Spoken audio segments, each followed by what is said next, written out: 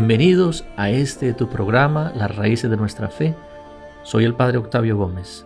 La fe cristiana no es un mito, es la historia de un pueblo, el pueblo de Israel, la historia de una persona, nuestro Señor Jesucristo, la historia de una comunidad, la Iglesia Católica, es también tu historia.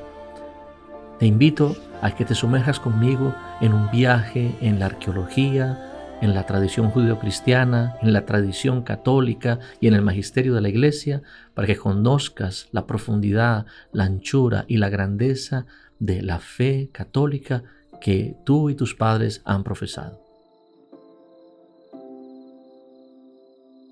Buenas tardes, soy el Padre Octavio Gómez, de nuevo aquí desde Miami. Estamos haciendo este programa especial, vamos a hacer este programa especial donde vamos a unirnos con Radio Paz. Entonces saludamos también a todos los oyentes que nos escuchan a través de Radio Paz en el sur de la Florida, la emisora de la Arquidiócesis de Miami, y también a todos nuestros oyentes que se conectan hasta ahora a través de 91.9 en Radio María, 91.9 FM, y también a través de la aplicación Radio María, .org y Radio María Play en la aplicación del internet y en la aplicación también de la aplicación de los móviles, y también en los canales de YouTube y de Facebook. Bueno, entonces hoy queremos hacer un programa muy especial sobre la cruz, ¿no? Porque me parece muy importante que nosotros entendamos de dónde viene esta idea de la cruz, ¿no? Entonces, a mí una cosa que siempre me ha llamado la atención es pensar que la cruz de Cristo no fue. ¿Cómo es posible que nosotros tengamos tanto amor por la cruz de Cristo siendo la cruz un instrumento de tortura? Eso sería como nosotros. De hecho, algunos protestantes, algunas iglesias protestantes critican mucho nos critican a los católicos porque dicen, no, ustedes, ¿por qué tienen esas cruces? Y tener una cruz es como que el papá lo hayan matado y uno tener como un recuerdo de ese asesinato, ¿no? De la daga, de la pistola, de la bala, y recordarlo con cariño, como si eso fuera algo, algo valioso. Entonces, ¿cómo es posible que los cristianos valoremos y, digamos, veneremos la cruz, ¿no? Entonces, hay que entender primero, es verdad, y esa crítica tiene su fundamento porque es verdad que la cruz era una cosa espantosa. Lo primero que uno se pregunta es de dónde salió esa idea de la cruz y por qué era tan importante para los romanos. Entonces, la cruz no fue solamente un invento, digamos así, que salió de la nada por parte de los romanos. No fue que salió de la nada por parte de los romanos, sino que ya se nota que los persas, nos dice Heródoto, ya ellos tenían como una especie de empalamiento y lo hacían como una manera de deterrence, se dice en inglés, una manera de hacer como de sembrar el miedo entre los pueblos, como diciendo, si ustedes se rebelan contra nosotros, miren lo que les va a pasar. El empalamiento es una cosa espantosa. Empalamiento significa que una persona es atravesada por una lanza o por un poste desde su vientre o sodomizado, y la persona básicamente pues a través de su cuerpo, después el palo sale por la boca y obviamente se destruye todos los órganos internos, y es un espectáculo de muerte espantoso. Es una muerte lo más doloroso, espantoso que puede haber. Pero esa muerte, digamos, tan espantosa, implica, primero que todo, es muy difícil de hacer, o sea, necesita mucha fuerza, muchas personas para hacerlo. Y los romanos siempre se caracterizaron por ser muy prácticos, por ser cosas que fueran muy prácticas, muy efectivas. Eso fue lo que movía. A ellos no les importaba las personas, los seres humanos, no les importaba la dignidad. Los romanos, tenemos que tener en cuenta, no eran personas que tenían un valor de humanidad como los tenemos nosotros. Nosotros los cristianos tenemos un valor de la humanidad por una razón, porque somos herederos del cristianismo, somos herederos de la cultura judeocristiana, y en la cultura judeocristiana hay un valor y un respeto por todo ser humano, ¿no? ¿Por qué? Porque lo dice el Génesis, cuando Dios creó al hombre, lo creó a su imagen y semejanza. Por lo tanto, los seres humanos creados a imagen de Dios tenemos una dignidad inalienable que nada ni nadie puede destruir. Nadie se puede atribuir el derecho a destruir la imagen o destruir la vida de una persona. Pero eso somos nosotros y nos parece que los derechos humanos es algo que los hemos logrado gracias a la sociedad moderna, a la civilización, y por eso ya respetamos los derechos de toda persona. No es así. Nosotros tenemos sentido de humanidad y sentido de derechos humanos gracias al cristianismo. Sin el cristianismo eso no existiría. Entonces sí pasó entre los romanos, entre los persas, entre los egipcios, entre todos los pueblos de la antigüedad no había respeto, incluyendo los pueblos americanos, los mayas, los incas, no había respeto por el otro, simple y llanamente porque no había esa conciencia de que el otro tenía igual dignidad que tú, ¿no? Eso era es una cuestión que es básicamente producto del cristianismo. Entonces, del cristianismo, del judeocristianismo. Pero entonces, por eso se entiende, que a veces no le parece estas cosas como de una maldad intrínseca. Y es verdad que hay una maldad, yo diría casi demoníaca, lo que hacían con la cruz, pero lo hacían, pero tiene su, digamos, su lógica, entre comillas. ¿Por qué? Porque a ellos no les importa a los seres humanos, lo que les importa es conquistar y el recibir el dinero de esa conquista. Lo que les importa a ellos es simple y llanamente la vida en este mundo, no les importaba nada más, porque de eso se trataba la vida, en conquistar, en tener dinero, en tener poder, y cualquiera que se pusiera por delante, pues simplemente era un enemigo que había que eliminar, y todos los medios eran válidos, todos, no había ningún tipo de moral ni de ética que los pudiera limitar. Entonces, ¿en qué consistía esta técnica? ¿No? ¿Por qué no les servía a ellos la técnica del empalamiento? Pues porque era, como les digo, muy difícil de hacer, muy poco práctica, implicaba mucha fuerza y muchos hombres para un solo condenado, y luego la persona al fin y al cabo moría inmediatamente, ¿no? Entonces, en esos casos hubieran preferido pues simplemente matarlo, ¿no? A ellos les interesaba hacer un gesto a través del cual causaran horror en la población, un horror. Entonces, ¿cómo hacían? Lo que se inventaron los romanos, y esto aquí fue donde los romanos ya tuvieron su, digamos, su genio, fue que hicieron un sistema de tortura a través del cual que fuera rápido, ¿cierto? Que no tuviera que tener una fuerza, digamos, la aplicación de mucha fuerza de soldados. Y segundo, que llenara de temor a las personas que vieran tenía que ser un espectáculo. Entonces se les ocurrió precisamente hacer de la persona un espectáculo. Entonces, ¿cómo lo hacían? Se inventaron esto de la cruz, ¿no? Que consistía básicamente en dejar que una persona se muriera, ¿no? Básicamente que una persona muriera a la vista de todo el mundo, y que allí, en vez de morir encerrado en una celda donde nadie lo veía, muriera de hambre, de sed y de dolor, ¿no? Gritando de la manera más espantosa, inclusive deseando la muerte. Seguramente los crucificados, a cierto punto, era tanto el dolor que deseaban la muerte, pero no se morían porque obviamente pues hay una reacción normal. Y entonces por eso una característica de los crucificados era que tenían que estar puestos a la vista de todos, y allí era prohibido que se les diera cualquier cosa. Cualquier persona que se acercara a un crucificado y le diera aunque fuera un vaso de agua, era matado en el punto, porque ellos tenían que morirse de hambre y de sed a la vista de todos. Claro, ¿cómo hacían en ese momento de dolor? ¿Cómo hacían para evitar que se escapara? Entonces se inventaron una manera de amarrarlos, ¿no? De amarrarlos de manera que no tuvieran ningún chance de escaparse, y que estuvieran, repito, era como una cuestión que les servía como espectáculo, para que vieran cómo esa, esa cruz, ese espectáculo, era el terror que iba a conducirlos, que ellos les esperaba en caso de que se rebelaran contra Roma.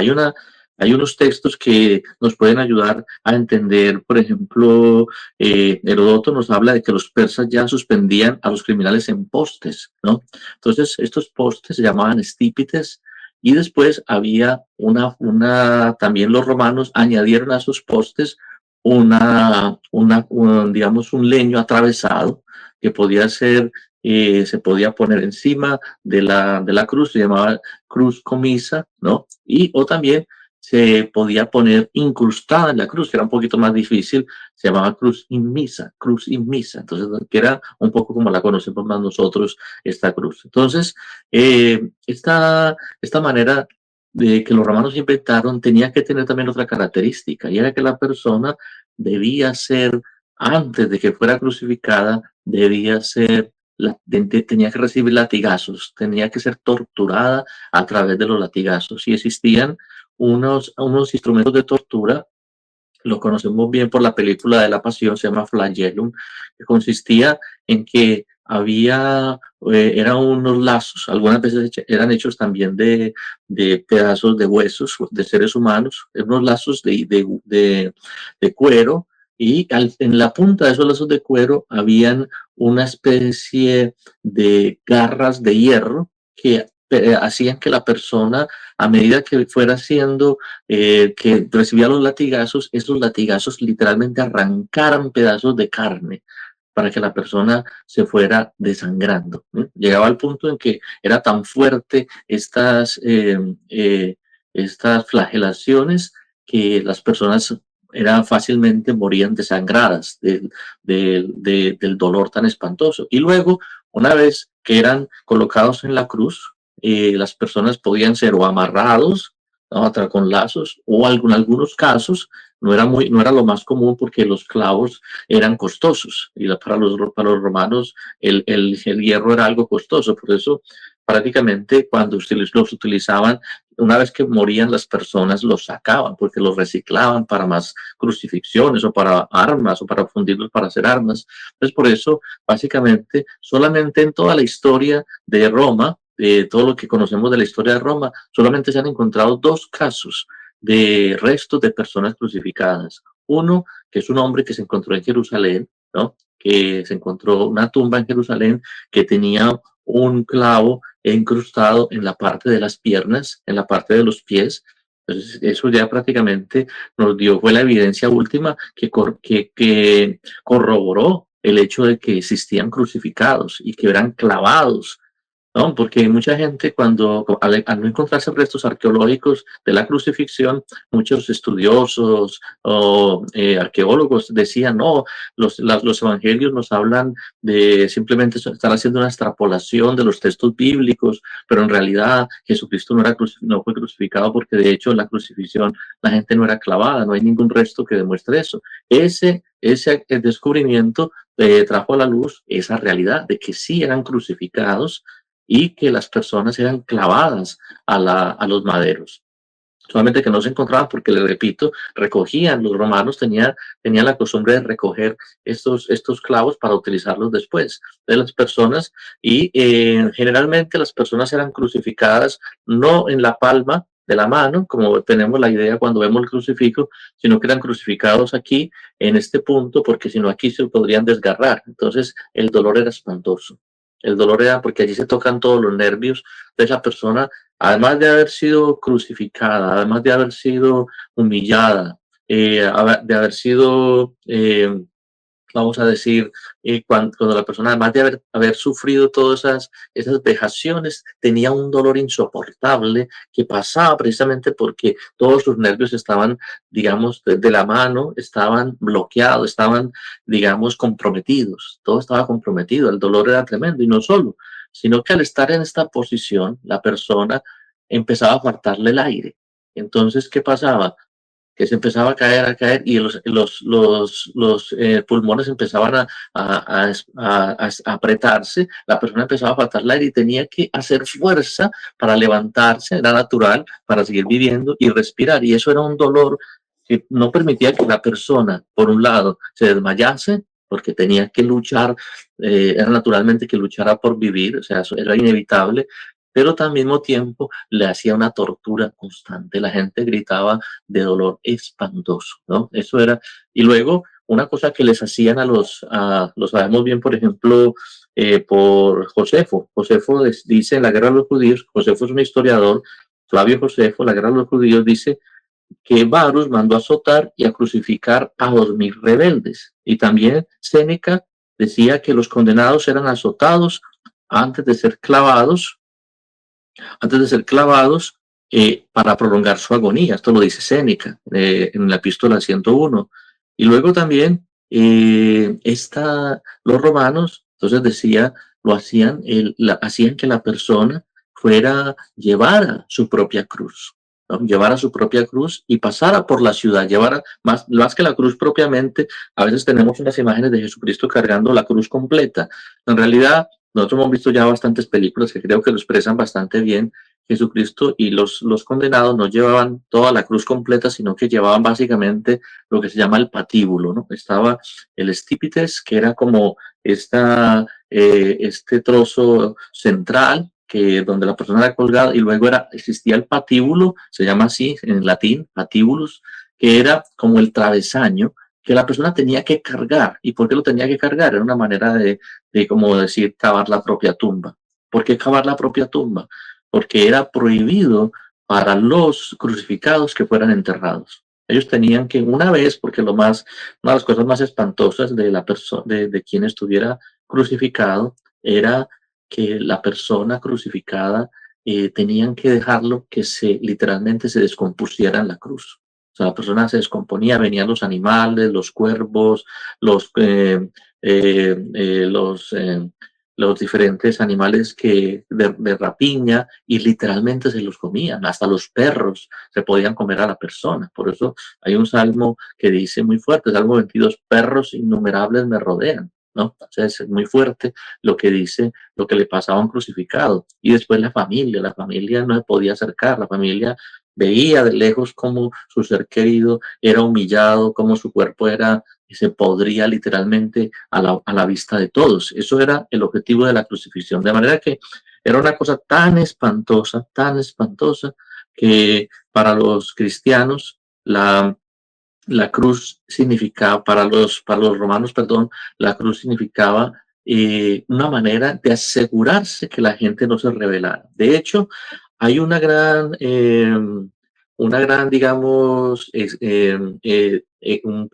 un episodio muy difícil, muy famoso, en el cual los romanos tuvieron una rebelión, los esclavos romanos, dirigidos por Espartacus, famosa rebelión de Espartacus, en la cual hubo alrededor de 20.000 esclavos que se rebelaron y decidieron luchar contra Roma, formar un ejército. Espartacus era un esclavo que tenía formación militar, y entonces decidió formar una rebelión propia compuesta básicamente por esclavos.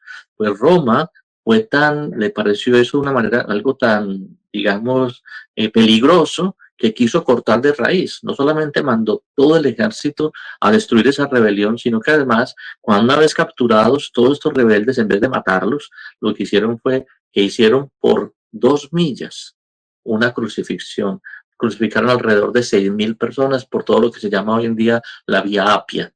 Entonces imagínate el espectáculo tan espantoso de todos estos hombres allí destrozados, flagelados, y que estaban muriendo poco a poco por sed, por hambre, por el desangrados, y luego que morían ahí y quedaban esos cuerpos a la vista de todos pudriéndose. Entonces, claro, el espectáculo tuvo que haber sido tan horroroso que nunca más se le ocurrió a nadie en la historia de Roma hacer una rebelión de soldados.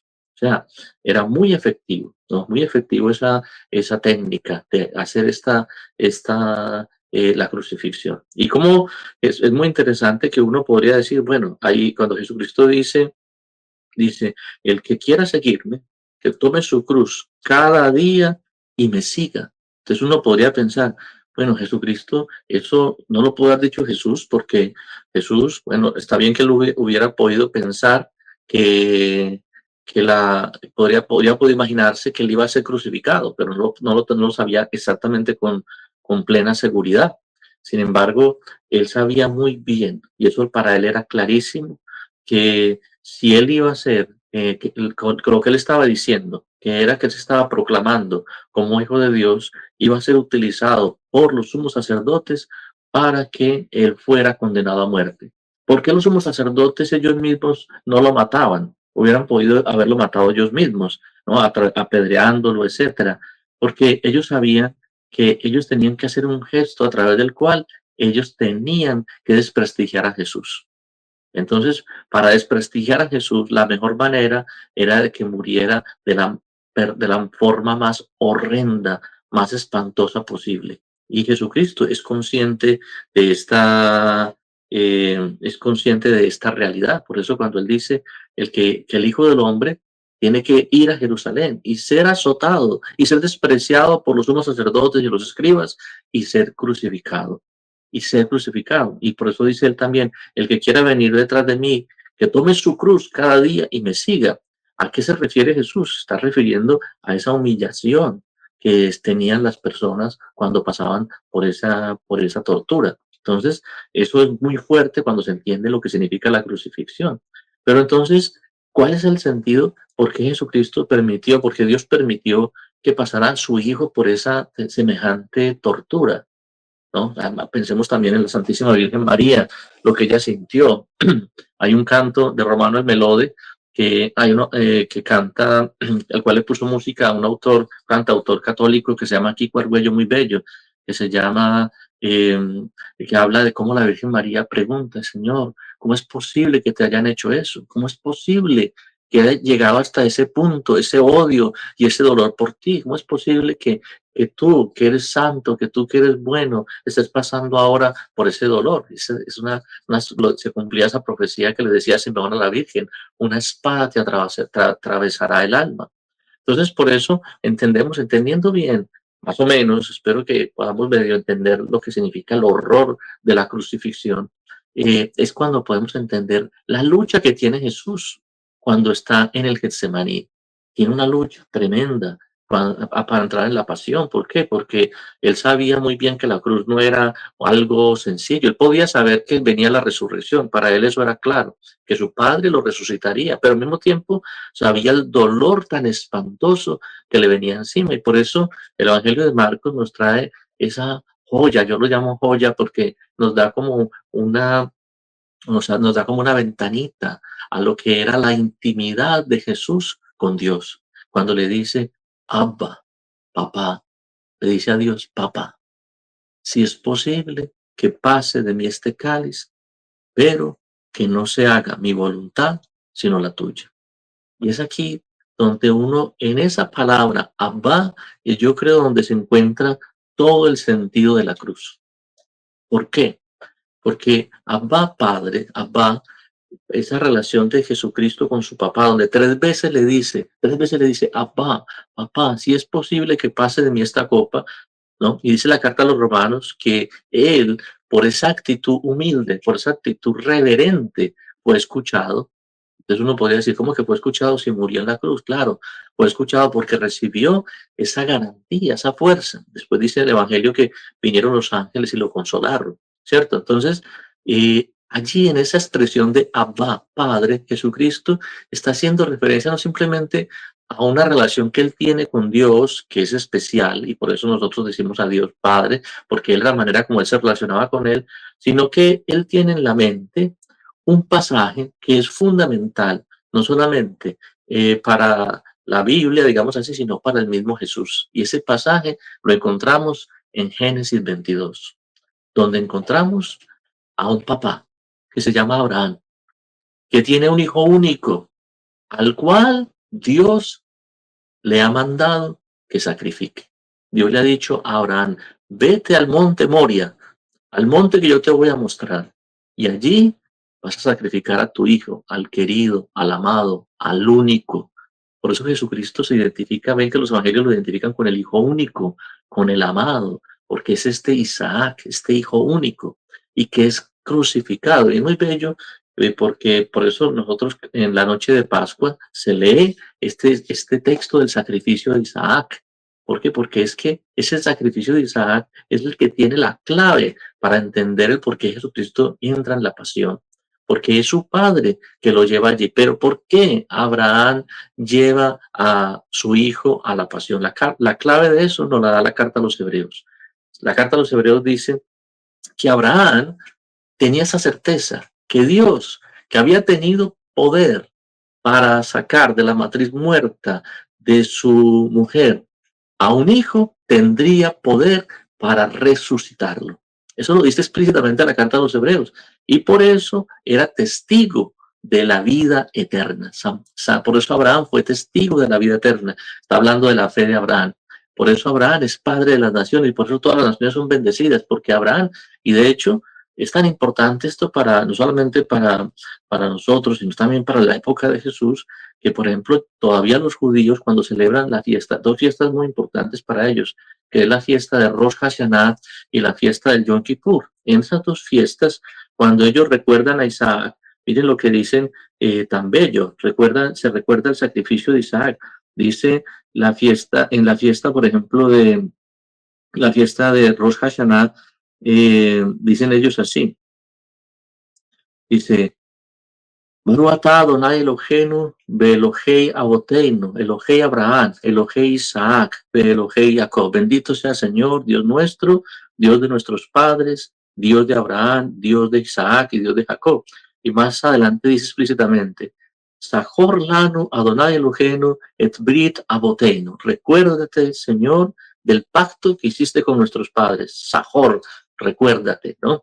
Es muy importante ese verbo Sahor, porque ese verbo no solamente se le pide a Dios, sino que también nosotros hacemos cicarrón, es decir, sajor, nosotros nos acordamos cuando vivimos la liturgia de lo que Dios ha hecho con nosotros. Y dice, acuérdate de la alianza que hiciste con nuestros padres y de Hatshebua, del juramento que juraste a Abraham, de Benisbatale a Abraham, en el Har Moria, Behar Moria, Behat Hakedah, She'akad et Isaac veno al Mizbeach. Y de la Akedah que se unió a Isaac, que ató a Isaac allí en el altar. Una cosa bellísima. O sea, cuando ellos están celebrando la fiesta en la cual Dios les dice, se anuncia el poder de Dios, porque el Rosh Hashanah es eso. Rosh Hashanah con un carnero, con un cuerno que se utiliza como si fuera una especie de trompeta, se llama sofar. Con ese sofar se proclama la victoria de Dios. Y esa victoria de Dios se proclama a partir del sacrificio de Isaac. Inclusive cuando uno lee, hay un libro muy antiguo que se llama el Targum. Targum es como en realidad no es tan antiguo como los evangelios en el sentido de que fue escrito en el siglo IV, siglo V, no sabemos exactamente, pero sabemos muy bien que esas tradiciones que están escritas ahí son mucho más antiguas. Lo sabemos bien porque muchas de esas tradiciones están ya reflejadas en el Nuevo Testamento y algunos libros hasta el Antiguo Testamento.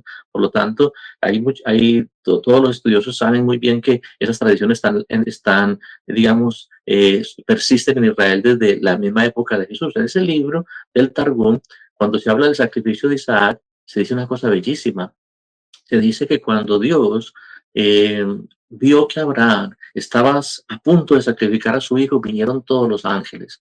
Y viendo ese espectáculo, el padre que sacrifica al hijo y el hijo que le ofrece el cuello al padre, porque para ese punto, lo hemos hablado ya varias veces aquí en este programa, Isaac tenía 33 años, 37 años, y no era un niño. Y él digamos, libremente se ofrece a ese sacrificio. ¿Por qué? Porque el papá le había transmitido la fe. Y el papá le había dicho, hijo, yo te voy a recuperar.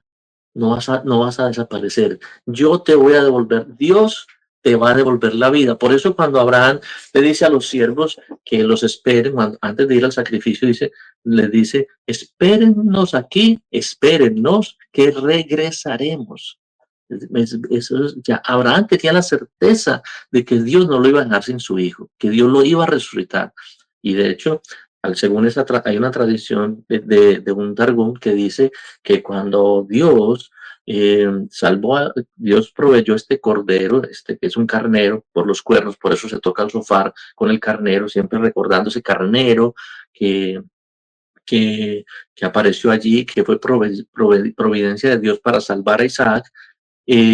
Una vez que este carnero sacrificado, Isaac no vuelve a su casa, sino que se va a la escuela de Hashem, ¿no? Y está allí 3 años, para preparándose para su misión. O sea, de alguna manera como que dijera, que Isaac, como si de alguna manera fuera llevado al cielo, preparándose para seguir su, digamos, eventualmente la vida ya bajo la descendencia de Abraham, como descendiente de Abraham.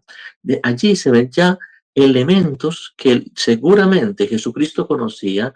De Jesucristo sabía dos cosas, conociendo la historia de Isaac. Primero, que él tenía una relación con Dios especial, por eso le dice Abba, él era su padre. Así como Abraham tenía una relación íntima, única. De hecho, la Génesis habla de que tenían los dos un solo corazón.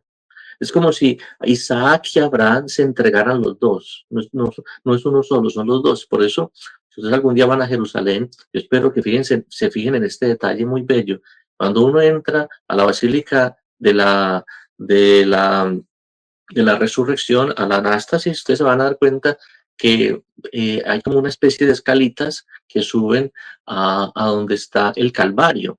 Uno sube esas escalitas muy inclinadas porque eso fue una adición posterior. Al principio no había escalas, sino que se veía el Calvario, la piedra nuda, así nos relata los antiguos peregrinos. Ahí estaba la piedra nuda, desnuda del Calvario. Entonces, la gente ahora se crearon esas escalas y uno puede subir arriba a donde estaba, donde propiamente fue puesta la cruz de Cristo, y hicieron una capillita. Eso lo hicieron ya los cruzados en el siglo XII. Al principio, en el siglo III, cuando se hizo el Santo Sepulcro, no existía esa capilla, se hizo posteriormente.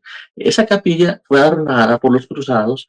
Esos son mosaicos antiquísimos por un mosaico, y en ese mosaico, si ustedes lo buscan, lo pueden ver también en internet, van a encontrar que está el sacrificio de Isaac. Es decir, siempre la iglesia y los padres de la iglesia han visto con claridad que el sacrificio de Isaac ilumina perfectamente el sacrificio de Cristo. Cristo entra en la cruz porque tiene la certeza de que su Padre, que es Dios, no lo va a dejar abandonado, que lo va a resucitar.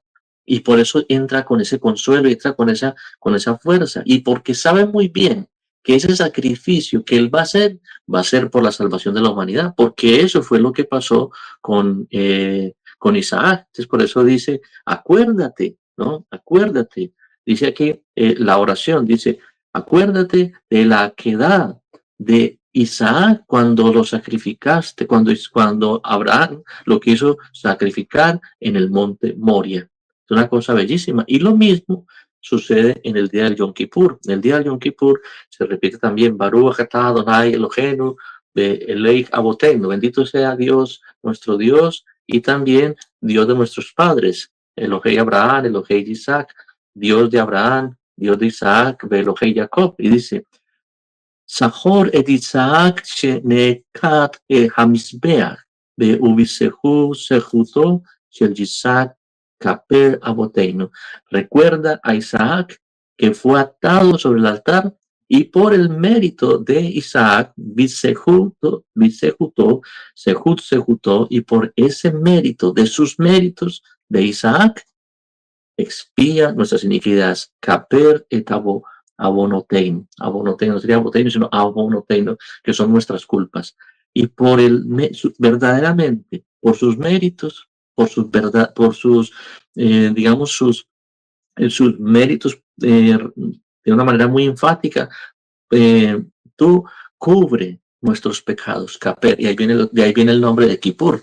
Caper, Kippur significa el cubrimiento, ¿no? Caper significa cubre, sálvanos, expía nuestros pecados. Ahí se ve claramente cómo ya desde la tradición judía, y sabemos muy bien que el Yom Kippur se celebraba ya en la tradición judía. Jesucristo seguramente celebró esta fiesta muchas veces. Él sabía muy bien que había un sacrificio, que era el sacrificio de Isaac, que luego estaba ya representado en unos corderos, ¿no? Más que en unos corderos que eran matados, uno que se mandaba fuera de la ciudad y otro que se mataba dentro de la ciudad, con el cual se cubrían los pecados del pueblo.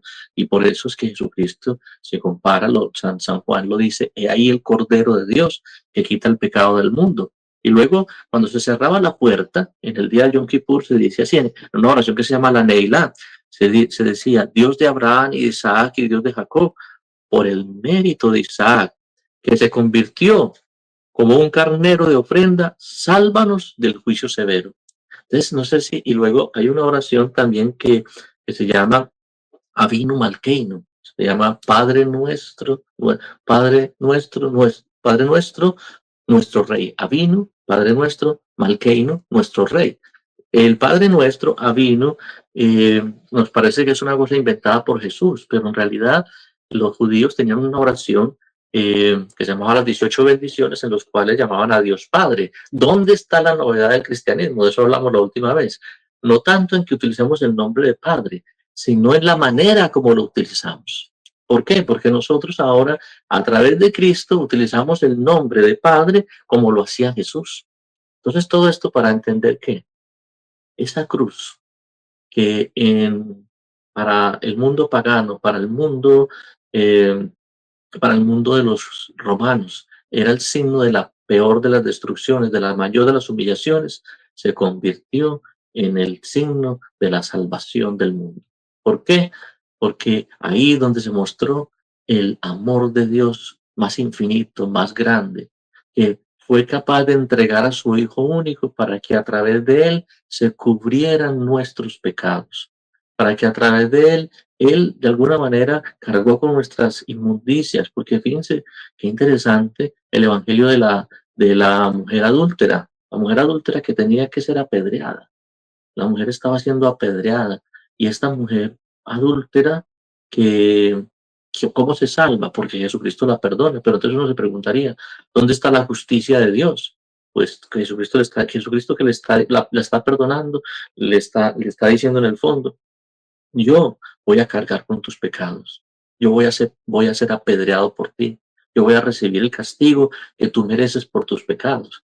Entonces esa cruz, que en principio es ese signo terrible de amargura, de tristeza, de destrucción, de humillación, se convierte en el signo más grande del amor de Dios, de la fidelidad primero de Jesucristo a su Padre. Lo dice muy bien la carta a los Filipenses. Dice, Cristo siendo Dios no se apegó a esa naturaleza de Dios, sino que se despojó, se vació. Entonces dice muy bien el texto en griego que dice que es que no, o sea, kenosis, dice se vació.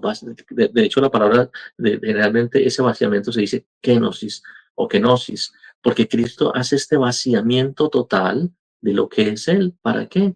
Para obedecer a Dios hasta el último, hasta el extremo, que significa en obedecerlo hasta la muerte y morir en la cruz y morir como un hombre cualquiera, como el peor de los pecadores. Pero es por eso Dios, ahí es donde empieza el verdadero sentido. Por eso Dios, porque Él pasó por esa humillación, Dios lo exaltó, lo resucitó y le dio el nombre sobre todo nombre, de manera que al nombre de Jesús toda rodilla se doble en el cielo y en la tierra. Por eso la cruz para nosotros los cristianos es que, primero que todo, es un signo del amor de Dios, el signo más grande del amor de Dios. ¿Por qué? Porque fíjense, cuando nosotros miramos la cruz, tenemos que pensar en que Jesucristo no rechazó entrar en nuestra debilidad, entrar en nuestros sufrimientos, en la maldad que éramos los seres humanos. No, no lo rechazó, sino que al contrario, asumió toda esa maldad que significa vivir en medio de los seres humanos. Y segundo, que Dios, en vez de condenarnos en esa cruz, lo que hace es que nos dice, perdónalos porque no saben lo que hacen. Perdónalos, Señor, porque no saben lo que hacen. De manera que cuando nosotros si hemos comprendido ese amor de Dios en esa cruz, cuando miramos la cruz, no es el momento para llenarse de lágrimas ni de dolor, sino que es el momento para llenarse de agradecimiento, para llenarse de dulzura, para llenarse eh, de esa, vamos a decir, de amor hacia Dios, porque tanto me ha amado Dios que entregó a su Hijo único. Por eso Juan Pablo dice, ya no soy yo quien vivo, es Cristo quien vive en mí. Y mientras que vivo en la carne, vivo de la fe en el Hijo de Dios que que se entregó por mí, se entregó a la muerte. Bueno, entonces aquí dice alguien nos está saludando, dice que pedimos a la Virgen María que está hablando Está hablando de que ponemos aquí la foto de la Santísima Virgen María. Muy bien, Elidania, me alegra que estés haciendo comentando sobre el programa, que lo estás escuchando. Muy bien, entonces, aquí Luis Sales dice: Padre, buenas tardes. Como sacerdotes reales por nuestro bautismo, ¿cómo podríamos llevar nuestra cruz? Es decir, ¿qué sacrificios, aparte de seguir las tradiciones, deberíamos ofrecer en esta Semana Mayor? Bueno, entonces, gracias Luis por tu pregunta. Yo diría que no se trata tanto de ofrecer sacrificios, se trata sobre todo de aceptar la voluntad de Dios en nuestra vida, ¿cierto? Yo creo que ese es el mayor sacrificio, que aceptemos la voluntad de Dios. Si Dios me está regalando una vida de casado, vivir bien como casado, si Dios me está regalando la vida de sacerdote, ejercer mi ministerio con dignidad, con fidelidad, con obediencia, con humildad, poniéndome a los pies de los demás, porque Jesucristo ya hizo el sacrificio. Lo que a nosotros nos toca es, unidos a Él, disfrutar de la victoria de Jesucristo sobre la muerte. Entonces, por eso San Pablo, repito, él va a hablar es de que líbreme Dios de gloriarme si no es en la cruz de Cristo, porque la cruz de Cristo es aquella luz que nos muestra, primero que todo, el amor de Dios, y segundo, el sentido redentor que tiene el sufrimiento.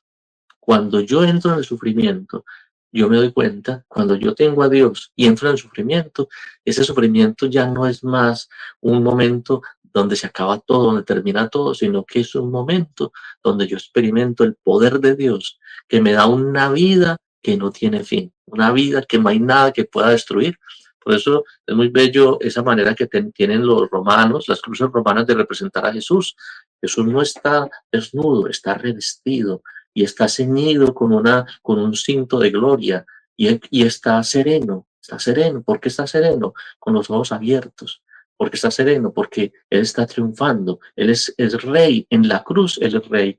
Y por eso los primeros cristianos ya tenemos unas homilías antiquísimas. Hay una homilía de Pascua del siglo segundo bellísima, que también este cantautor que se llama Kiko Argüello, que es el iniciador del camino neocatecumenal, le colocó música. Bellísima. Esa es un himno, que en realidad es una homilía, pero que, digamos, se puede cantar perfectamente, se puede pensar como un himno, porque él le coloca música y un poco la adorna de una manera, digamos, para que se convierta en un himno litúrgico, y dice más o menos así, dice: la cruz gloriosa del Señor resucitado es el árbol de nuestra salvación. Porque es el árbol de nuestra salvación. Eso lo amplía Melitón de Sardes. Porque así como hubo un hombre que alargó su mano para coger del fruto del árbol la muerte, y y con eso entrar a la muerte en el mundo, también hay otro hombre, que es Jesús de Nazaret, que en otro árbol, que es la cruz, nos da la vida. Porque en vez de desobedecer a Dios, Él obedece a Dios hasta el final, ¿no? Entonces, el árbol de la vida. Por eso los cristianos van a hablar de la cruz como el árbol de la vida. Allí donde nosotros encontramos la vida. Porque la cruz, en definitiva, es, primero que todo, aceptar la voluntad de Dios. Aceptar la voluntad de Dios en nuestra vida con alegría, con la confianza de que todo lo que sucede, sucede para nuestro bien, aunque no nos guste, aunque no nos parece. Y segundo, obedecer la palabra de Dios, vivir como hijos de Dios, sabiendo que lo que Dios quiere para nosotros es lo mejor. Eso es definitiva en la cruz. Por eso, cuando Jesucristo dice: el que quiera venir detrás de mí, que tome su cruz cada día y me siga, está diciendo eso. Acepta la voluntad de Dios, acepta las limitaciones, acepta las precariedades, acepta lo que yo te estoy regalando cada día con alegría, con confianza. Porque ahí donde tú no puedes, donde te sientes limitado, donde parece que las cosas como que no te van como tú quieres, ahí estoy yo para ayudarte, para sostenerte, para darte fuerza. Y segundo, no tengas miedo en hacer mi voluntad, aunque eso te cause sufrimiento, aunque sea incómodo. Mira la cruz, mira que la cruz para Jesucristo no fue nada cómodo, y fue una lucha, claro que sí, pero que vino después la resurrección. Por eso San Pablo no le impresiona tanto la resurrección. A él que le impresiona es la crucifixión. ¿Por qué? Porque es que en la crucifixión está como ese secreto de la vida. Él siempre estaba acostumbrado al hecho de pensar: bueno, si uno obedece a Dios, todo le va a ir bien. Si uno obedece a Dios, entonces nada le va a pasar malo. Si uno obedece a Dios, todo Dios lo va a bendecir y todo le va a pasar, y todo va a ser todo va a ser, digamos, según vas a tener éxito en todo. San Pablo descubre que el secreto de todo está en la cruz, porque dice, ¿quién tiene respuesta cuando las cosas no son cuando uno como uno quiere? Ni los judíos. Los judíos hoy por hoy, frente a Auschwitz, frente a los atentados que están pasando, frente a las amenazas que tienen, no tienen una respuesta, no saben cómo responder. Muchos de ellos son ateos, porque dicen, ¿dónde está Dios? Porque Dios permite estos sufrimientos. Solamente quien entiende el misterio de la cruz, que allí donde nosotros no podemos, Dios sí puede, que allí donde nosotros somos limitados, Dios es infinito. Y cuando entramos en esa humildad de dejarnos llevar por Dios, que es un Padre, que es amor, y que al final eso que nosotros rechazamos resulta que es el tesoro más grande. Cuando nosotros realmente entendemos ese misterio, entonces ya, imagínate una mamá, por ejemplo, que pierde a su hijo. Pensemos en la mamá de Carlo Acutis. Qué dolor tan grande, qué cruz tan grande. Perder un hijo a los 15 años. Muchacho bueno, hijo único, para acabar de ajustar.